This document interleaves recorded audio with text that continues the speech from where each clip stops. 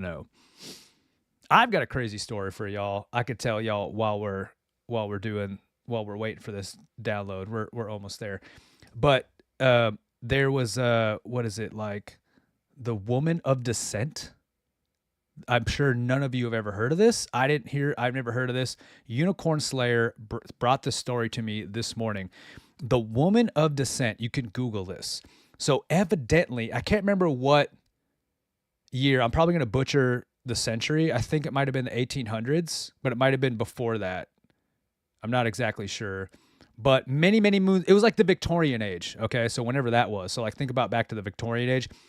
During this time, they had something called death masks, folks. Get this, death masks, where they would take a plaster mold of people who had passed away, okay, and they would get a mold of their face, like their deceased face, and they would hang that shit on the walls, like as a decor. And it was like an upper echelon pinky up, like, oh, look at my death mask, like it's art, and like how rad is that? Okay, first of all, that's weird. I was like, death mask. She was like, yeah, it's like the death mask. I'm about to get to the story, but she's like, yeah, death mask. And I'm like, she said it so casually, like this is just I was like, what do you mean death masks? And she's like, yeah, people would like take plaster molds of the dead and hang them on the walls. It's like a thing. It's like, what is this? What is this? Yeah. And so, so death masks, Victorian age. Well, back in the Dizzle, if someone was found dead, they would take the corpse and bring it to like the police station or the police hub, right? And they would have it there for a period of time where people could come view the dead body and identify it. You know, if you like, they'd give some time for the public, like, hey, we have a missing person report. Well, guess what? We've got some corpses over there at the police station. Go take a look to see if it's your missing peeps. So the thing is about this, they found this gal who had drowned, okay? So they pulled this gal out of the lake or something, river, whatever, some body of water, and she had drowned.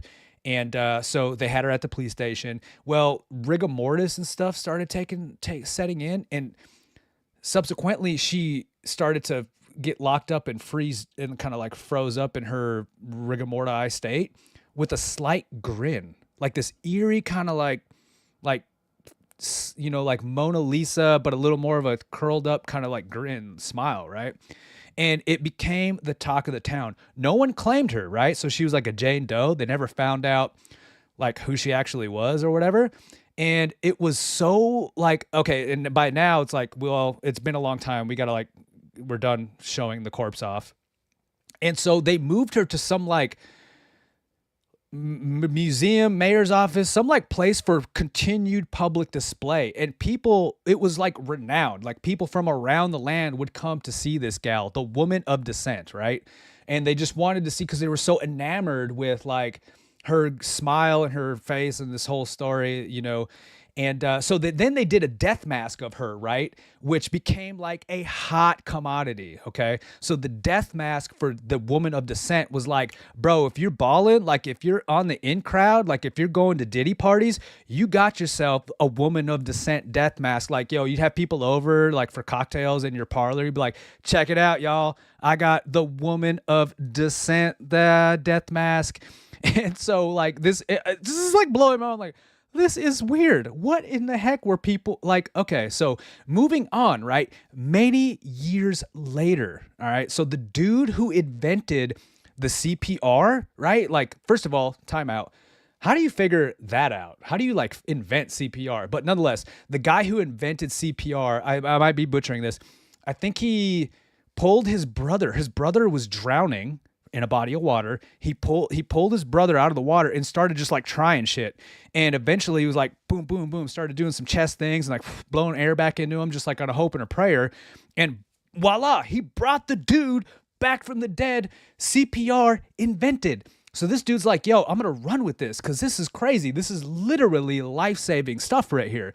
And so he started like coming out and trying to get this whole system to help other people learn how to do CPR to rescue lives in these situations, right? Because he rescued his brother, whom was drowning. And this is where it gets crazy, okay?